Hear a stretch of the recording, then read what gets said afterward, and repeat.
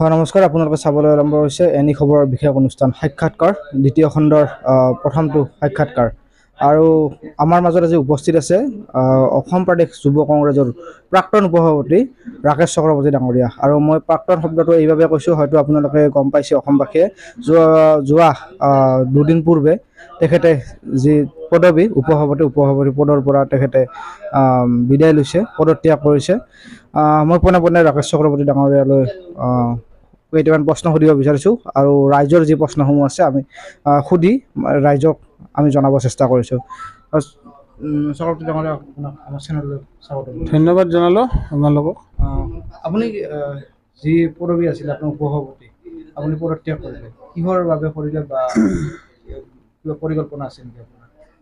আচলতে মই এনেকুৱা এটা সময়ত কংগ্ৰেছ দলত যোগদান কৰিছিলোঁ যেতিয়া অসমত কংগ্ৰেছ দলটোৰ আটাইতকৈ চৰম বিপৰ্যয় আৰম্ভ হৈছিল, আৰু শীৰ্ষ বহুত নেতৃত্বই কংগ্ৰেছ দল এৰিবলৈ বাধ্য হৈছিল বা এৰিব আৰম্ভ কৰিছিল। সেই সময়ত মই কংগ্ৰেছ দলত যোগদান কৰিছিলোঁ, আৰু এই এটা কাৰণতে যোগদান কৰিছিলোঁ যে কংগ্ৰেছ দলৰ যি সমাজতান্ত্ৰিক এটা আদৰ্শ, ধৰ্মনিৰপেক্ষ এটা যি আদৰ্শক লৈ কংগ্ৰেছ দল গঠন হৈছিল, বা অসমত গোপীনাথ বৰদলৈৰ পৰা আৰম্ভ কৰি তৰুণ গগৈদেৱলৈকে ৰাষ্ট্ৰীয় দল হৈও জাতীয়তাবাদী যি চৰিত্ৰ তেওঁলোকে বৰ্তাই ৰাখিছিল বা এটা দেখুৱাইছিল, সেই গোটেই কথাখিনিক লৈ বা স্বাধীনতা সংগ্ৰামৰ দীৰ্ঘদিনীয়া যি ইতিহাস, সেই গোটেই কথাখিনিক লৈ আচলতে আকৃষ্ট হৈ কংগ্ৰেছ দলত যোগদান কৰিছিলোঁ। যিহেতু এটা ময়ো স্পষ্ট এটা মতাদৰ্শত বিশ্বাস কৰোঁ, ধৰ্মনিৰপেক্ষ সমাজতান্ত্ৰিক এটা মতাদৰ্শত, গতিকে সেইকাৰণে কংগ্ৰেছ দলত যোগদান কৰিছিলোঁ আৰু ভাবিছিলোঁ বিশেষকৈ সমগ্ৰ অসমৰ লগতে আমাৰ গোৱালপাৰা অঞ্চলতো এটা সুস্থ প্ৰগতিশীল গণতান্ত্ৰিক ৰাজনৈতিক ধাৰা প্ৰতিষ্ঠা কৰাৰ কাৰণে সামান্য হ'লেও অৱদান আগবঢ়াব পাৰিম বা চেষ্টা কৰিও আহিছিলোঁ। বিগত সময়ত প্ৰায় ১.৫ দশক ধৰি গোৱালপাৰা পূব সমষ্টিয়ে হওক বা বিভিন্ন অঞ্চলত মই সামাজিকভাৱে হওক ৰাজনৈতিকভাৱে হওক সক্ৰিয় হৈ আছিলোঁ। কিন্তু কংগ্ৰেছ দলটোত যেতিয়া পৰ্যায়ক্ৰমে মই যুৱ কংগ্ৰেছৰ সম্পাদক হ'লোঁ, সাধাৰণ সম্পাদক হ'লোঁ, নিৰ্বাচিত উপসভাপতি হ'লোঁ, তাৰপিছত প্ৰদেশ কংগ্ৰেছৰ মুখপাত্ৰ হ'লোঁ, গতিকে এই সমগ্ৰ পৰিক্ৰমাত মই দেখিবলৈ পালোঁ যে কংগ্ৰেছ দলটোৱে ইয়াৰ প্ৰতিষ্ঠাৰ যিটো মূল আধাৰ, যি আদৰ্শ, সেই আদৰ্শৰ পৰা সম্পূৰ্ণৰূপে আঁতৰি গৈছে। আঁতৰি একমাত্ৰ অসমত কংগ্ৰেছ দলটো ব্যক্তিগত সম্পৰ্ক আৰু পৰিয়ালকেন্দ্ৰিক যিটো লেগেচি, মানে আপোনাৰ ঘৰত কোনোবা মন্ত্ৰী থাকিব লাগিব, আপোনাৰ ঘৰত কোনোবা প্ৰাক্তন বিধায়ক থাকিব লাগিব, তেতিয়াহে আপুনি কংগ্ৰেছ দলত নেতা। আপোনাৰ বুজন পৰিমাণৰ ধন থাকিব লাগিব, আপুনি নেতাৰ পিছত খৰচ কৰিব পৰা সক্ষমতা থাকিব লাগিব, তেতিয়াহে আপুনি নেতা। অন্যথা আপুনি সাধাৰণ এগৰাকী কৰ্মচাৰীৰ নিচিনা, মানে আমাৰ নিচিনা সাধাৰণ ঘৰৰ শিক্ষকৰ ঘৰৰ মধ্যবিত্ত ঘৰৰ সন্তানৰ আচলতে কংগ্ৰেছ দলটো উপযুক্ত স্থান নহয়। গতিকে আৰু শেহতীয়াকৈ অসমত ইমান বিপৰ্যয় হোৱাৰ পিছতো কোনো সংস্কাৰমুখী চিন্তা আমি দেখিবলৈ নাপালোঁ। বিশেষকৈ গৌৰৱ গগৈ ডাঙৰীয়া সভাপতি হোৱাৰ পিছত বা তেখেতক লৈ যথেষ্ট সপোন আছিল, বা তেখেতক লৈ আমি যথেষ্ট আশা কৰিছিলোঁ তেখেতে এটা সংস্কাৰ আনিব, কংগ্ৰেছ দলটোক পুনৰ জনতাৰ মাজলৈকে ঘূৰাই লৈ যাব, জনতাৰ দলত পৰিণত কৰিব। তাৰ পৰিৱৰ্তে দেখিবলৈ পোৱা গ'ল তেখেতে সেই আগৰ সভাপতিবিলাকতকৈ অধিকহে আৰু জনতাৰ পৰা আঁতৰি আহিল। তেখেতে যিধৰণে তৃণমূল পৰ্যায়ত সংযোগ ৰাখিব লাগিছিল, নেতৃত্বক বা কৰ্মীসকলক যিধৰণে সময় দিব লাগিছিল সেইধৰণে সময় নিদিয়ে, বা বিশেষকৈ ধুবুৰীৰ যিগৰাকী সাংসদ ৰকিবুল হুছেইন ডাঙৰীয়াই কেৱল ব্যক্তিগত কোম্পানীৰ নিচিনাকৈ কংগ্ৰেছ দলটোক ব্যৱহাৰ কৰে। আমাৰ নিচিনা সাধাৰণ ঘৰৰ ল'ৰাক সদায় তেওঁ এটা চাপত ৰাখিব খোজে, ডমিনেট কৰি ৰাখিব খোজে, মানে কেৱল মাত্ৰ তেওঁৰ পুত্ৰহে যেন বিধায়ক হ'ব। আনকি মোৰ বন্ধু যুৱ কংগ্ৰেছৰ সভাপতি জুবেৰ আনম মজুমদাৰ ডাঙৰীয়াই যেতিয়া প্ৰাৰ্থিত্ব প্ৰদান কৰা হ'ল, সেই সময়তো তেখেতক বিভিন্ন ধৰণৰ প্ৰাৰ্থিত্বৰ পৰা বঞ্চিত কৰাৰ চেষ্টা কৰিছিল, সেইটো অসমবাসীয়ে জানে। গতিকে কংগ্ৰেছ দলৰ কোনো নিষ্ঠাবান কৰ্মী, আদৰ্শবান কৰ্মীৰ প্ৰতি মোৰ কোনো আক্ষেপ নাই, কোনো অভিযোগ, কোনো অভিমান নাই। কংগ্ৰেছ দলটোৰ আদৰ্শ, দলটোৰ প্ৰতিও মোৰ কোনো আক্ষেপ অভিমান নাই।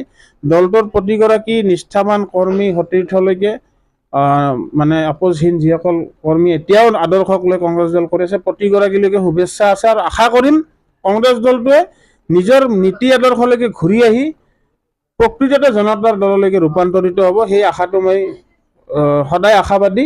আৰু বিশেষকৈ বন্ধু জুবেৰ আনম যুৱ কংগ্ৰেছৰ সভাপতি, তেখেতলৈ শুভেচ্ছা আছে। তেখেত যথেষ্ট সম্ভাৱনাপূৰ্ণ এগৰাকী নেতা আৰু যথেষ্ট জনতাৰ সৈতে কানেক্টেড ইউথ লিডাৰ।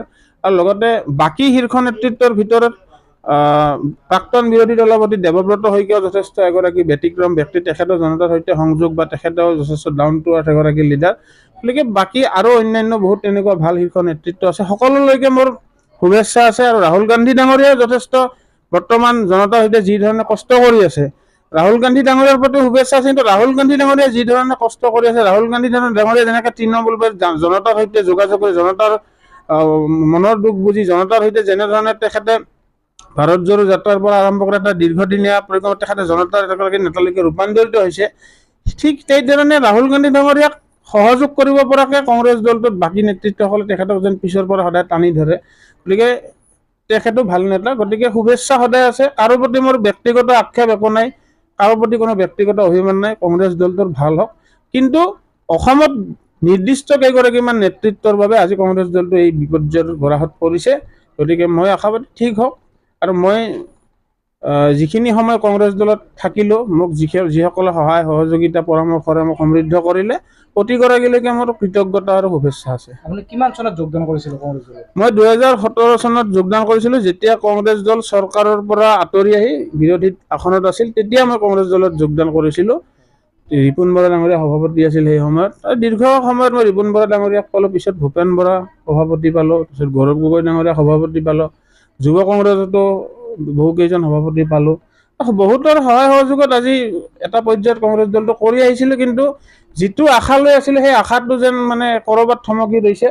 গতিকে মই যিহেতু ৰাজনৈতিকভাৱে সদায় সক্ৰিয় এগৰাকী ব্যক্তি আৰু সামাজিকভাৱে মই নিজকে দায়বদ্ধ বুলি ভাবোঁ, গতিকে সামাজিক কাম কাজ কেতিয়াও মোৰ থমকি নৰয়, সামাজিকভাৱে ৰাজনৈতিকভাৱে সদায় মই সক্ৰিয় হৈ থাকিম। আপুনি যিহেতুকে তিনিজনকৈ সভাপতি পাইছে এই দলটোত, আপুনি কোনজন সভাপতিক লৈ আনন্দিত?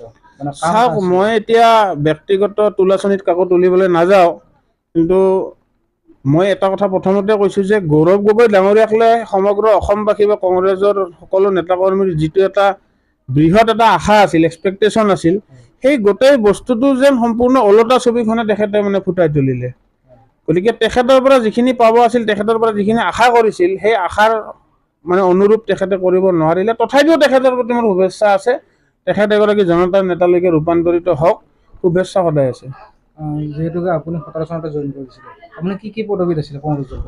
মই প্ৰথমতে যুৱ কংগ্ৰেছৰ সম্পাদক হ'লোঁ, তাৰপিছত যুৱ কংগ্ৰেছৰ সাধাৰণ সম্পাদক 3বাৰ হ'লোঁ, তাৰপিছত নিৰ্বাচিত আমাৰ যুৱ কংগ্ৰেছৰ সাংগঠনিক নিৰ্বাচন খেলি উপসভাপতি হ'লোঁ, জুবেৰানাম ডাঙৰীয়া সভাপতি হ'ল, মোৰ লগত আৰু দুজন উপসভাপতি হ'ল। তাৰপিছত যুৱ কংগ্ৰেছৰ মিডিয়া বিভাগৰ অধ্যক্ষ হৈ থাকিলোঁ, প্ৰদেশ কংগ্ৰেছৰ মুখপাত্ৰ হ'লোঁ 3বাৰ, তাৰপিছত যুৱ কংগ্ৰেছৰ ছ'চিয়েল মিডিয়া বিভাগো চম্ভালিছোঁ, আৰু বিভিন্ন সময়ত বিভিন্ন দায়িত্ব দলে দিছে, যিখিনি পাৰোঁ মোৰ সামৰ্থ্যৰে নিষ্ঠাৰে পালন কৰিবলৈ চেষ্টা কৰি আহিছিলোঁ। যিহেতুকে আপুনি ইমান 9-10টা বছৰে আপুনি কংগ্ৰেছ দলটোৰ সৈতে জড়িত আছিলে, আপোনাৰ যিহেতু সমষ্টি পূব সমষ্টি, এই ক্ষেত্ৰত আপুনি কেতিয়াবা টিকট বিচাৰিছিল নেকি বিধায়কৰ বাবে? চাওক, মই প্ৰাৰ্থিত্ব বিচাৰিছিলোঁ, প্ৰাৰ্থিত্ব পোৱা নোপোৱাটো ডাঙৰ কথা নহয়, বিধায়ক হোৱা নোহোৱাটো ডাঙৰ কথা নহয়, কিন্তু এটা মই যেতিয়া বৰুৱা কলেজত পঢ়িছিলোঁ, ছাত্ৰ ৰাজনীতিত জড়িত হৈছিলোঁ, তেতিয়াৰ পৰাই মই চাকৰি বাকৰি বা যিটো কেৰিয়াৰ, সেইটো সম্পূৰ্ণৰূপে পৰিত্যাগ কৰি আহি সম্পূৰ্ণৰূপে সামাজিক জগতখন বা সমাজ জীৱনতে নিজকে আত্মনিয়োগ কৰিছিলোঁ, বা সামাজিকভাৱে হওক ৰাজনৈতিকভাৱে হওক মই অন্ততঃ নিজৰ অঞ্চলটোক লৈ কিবা এটা কৰাৰ পৰিকল্পনা আছিল। তাৰ বাবে নিশ্চিতভাৱে ক্ষমতা লাগিব। বিধায়ক হোৱাৰ যে ৰাজনীতিক দল কৰিছোঁ মানে মই বিধায়ক হোৱাৰ সপোন নাই বুলি ক'লে ভণ্ডামি কথা হ'ব। গতিকে ৰাজনৈতিক দলত থাকিলে সকলোৰে সপোন থাকে যে বিধায়ক কিবা এটা ক্ষমতা থাকিলেহে আপুনি নিজৰ অঞ্চলটোৰ বাবে বা ৰাইজৰ কাৰণে কিবা এটা কৰাৰ ক্ষমতা থাকিব। গতিকে প্ৰাৰ্থিত্ব বিচাৰিছিলোঁ, প্ৰাৰ্থিত্ব পোৱা নাই, সেইটো ডাঙৰ কথা নহয়। প্ৰাৰ্থিত্ব নোপোৱাৰ আক্ষেপত যে মই দল ত্যাগ কৰিছোঁ তেনেকুৱা কথা নহয়। মূল কথাটো হ'ল মূল আদৰ্শ আৰু কংগ্ৰেছ দলৰ প্ৰতিষ্ঠাৰ যিটো ভেটি আদৰ্শ, সেইটোৰ পৰা দলটো অসমত আঁতৰি আহিছে। যিহেতু এটা বিশেষ আদৰ্শত বিশ্বাস কৰি গোটেই জীৱনভৰ সামাজিকভাৱে সক্ৰিয় হৈ আছোঁ। গতিকে আদৰ্শৰ পৰা যেতিয়া আঁতৰি আহিল, কেৱল লবিকেন্দ্ৰিক ৰাজনীতি, আৰু আপুনি চাব জনতাৰ কথাবিলাক বিধানসভাত বিৰোধী হিচাপে যি সবলভাৱে উত্থাপন কৰিব লাগিছিল, কোনো ধৰণে এই কথাবিলাক উত্থাপন নকৰে।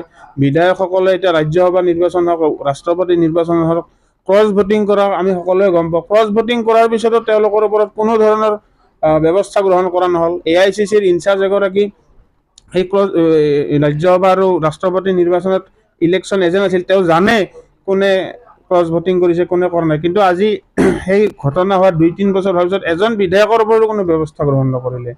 গতিকে তাৰপিছত আপুনি কি বুলি ভাবিব? তাৰপিছত সেই আস্থা, সেই বিশ্বাসটো কোনোবা ক্ষেত্ৰত নহয় যে জীৱনৰ আটাইতকৈ মূল্যৱান 10টা বছৰ এই সময়খিনি যে দলক দিলে যেন অৰ্থহীন যেন অনুভৱ হৈছে মোৰ। মানে আপুনি ক'ব বিচাৰিছে আগৰ যিটো কংগ্ৰেছ দলৰ নীতি আদৰ্শ আৰু বৰ্তমানৰ যিটো নীতি আদৰ্শ তাৰ প্ৰতি আপুনি সম্পূৰ্ণৰূপে বিপৰীত। কেৱল মাত্ৰ পৰিয়াল কেন্দ্ৰিক আৰু ব্যক্তিগত সুসম্পৰ্কৰ মাপকাঠিতে দলটো বৰ্তমান অসমত চলি আছে আৰু কেৱল লবি কেন্দ্ৰিক ৰাজনীতি। আমি শেষৰটো প্ৰশ্ন লৈ আহিছোঁ, মানে এইটো ৰাজুৰ প্ৰশ্ন। আপুনি যিহেতু 9-10 বছৰৰ ৰাজনীতিৰ সৈতে জড়িত, এতিয়া আপুনি কংগ্ৰেছ দলৰ পৰা ওলাই আহিলে, এতিয়া আপুনি কিবা চিন্তা চৰ্চা কৰিছে নেকি কোনোবা দলৰ সৈতে? নিশ্চিতভাৱে, যিহেতু মই সামাজিকভাৱে সদায় সক্ৰিয় ব্যক্তি আৰু সামাজিক আৰু ৰাজনৈতিকভাৱে চিৰদিন মৃত্যু পৰ্যন্ত মই সক্ৰিয় থাকিম। বিধায়ক হওঁ নহয়তো ডাঙৰ কথা নহয়, কিন্তু সামাজিকভাৱে সকলো ক্ষেত্ৰত ৰাইজৰ সকলো বিপদ আপদত যিমান পাৰোঁ নিজৰ সামৰ্থ্য অনুযায়ী সদায় সক্ৰিয় থাকিম। গতিকে এটা নিৰ্দিষ্ট আদৰ্শত যিহেতু বিশ্বাস কৰোঁ, মই নিজৰ নীতি আদৰ্শ বৰ্তাই ৰাখি অতি শীঘ্ৰে মোৰ যি পৰৱৰ্তী যি ৰাজনৈতিক সিদ্ধান্ত মই ৰাজহুৱা কৰিম। ঠিক আছে, ধন্যবাদ।